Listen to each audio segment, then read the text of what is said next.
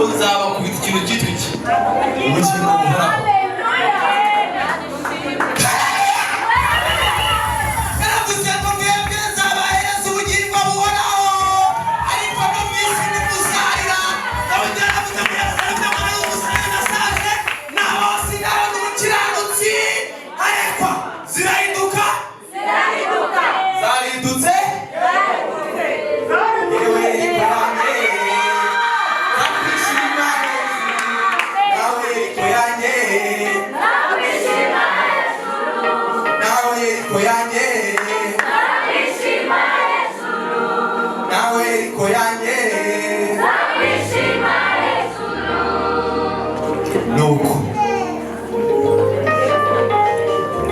Yesu ashimwe. Hanyuma ndabona hakiza n'abandi bashyitsi, ariko imbere hano hari imyanya ya protocol.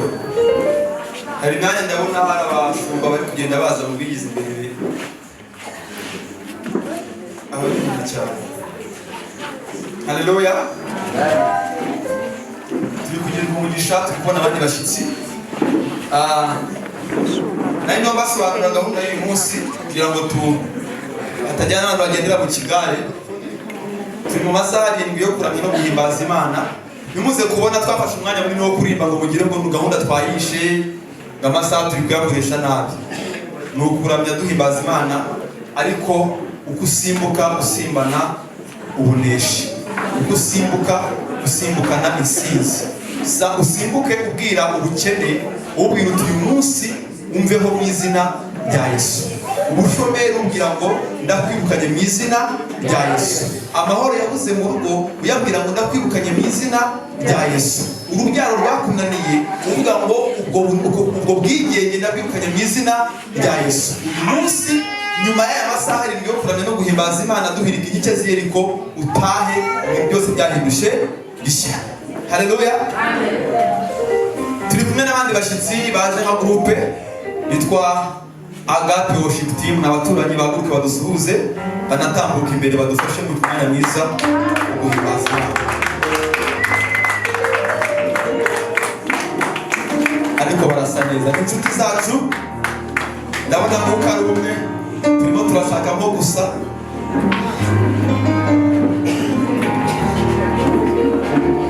Ariko rero biri mu mwuka w'Imana.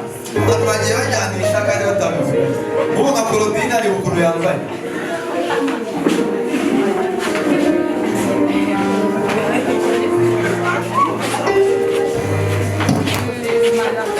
Abandi inshuti zacu abantu batabazi basikora umurimo w'Imana hariya kuri Agape. Pastor wabo inshuti yacu inshuti n'umushumba wacu yitwa Pastor Patrick, yakabaye kumwe natwe ariko nawe izindi mpamvu. Karibu rero turabakunda, mutwinjize mu mavuta meza. Ewa muducomeke kweli, muducomeke sibyo data. Haleluya, haleluya, haleluya, haleluya. Niba nawe ushima Imana avuga cyane ngo amen. Haleluya, haleluya. Umugisha kuba hano.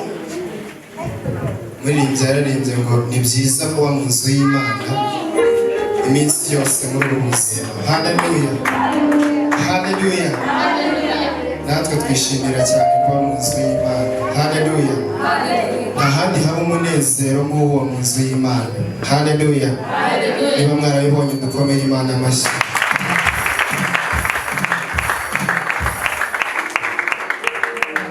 Turi Agape Worship Team.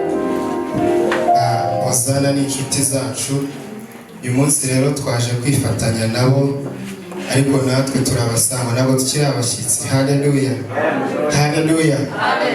Habaye mu rugo, umushumba wacu Patrick ni inshuti yanyu, namwe mwamaze kuba inshuti zacu. Rero turishimiye uyu munsi kuba turi kumwe namwe hano. Imana ibahe. Reka dufatanye duhagurutse muri aka kanya turabana tunayihimbaze. Uwo bitagoye ahaguruke ku maguru ye dufatanye. Uri Imana ihambaye, uri maze imbaraga, Imana ifite ububasha ubushobozi. Imana ivuga bikaba, wategeka bigakomera. Uyu munsi Imana turi imbere yawe, muri ibyo yaravuze ngo ni byiza kuba mu nzu yawe, kandi hahirwa ababa mu nzu yawe iminsi yose muri ubu buzima. Natwe umwanya muri turi imbere yawe Mana, nta kindi cyatuzanye uretse kuvuga imirimo ihambaye y'ukuboko kwawe, uretse guhamya kuri Imana twabonye n'amaso yacu. Turakubinze kugira ngo uyu mwanya umanukire ku bana natwe nawe. Reka ubwiza bwawe bugaragare hano hantu nawe. Reka mwami Mwuka Wera amanukire ku bana natwe. Reka nibe mu bushake bwacu mwami, ahubwo umanukire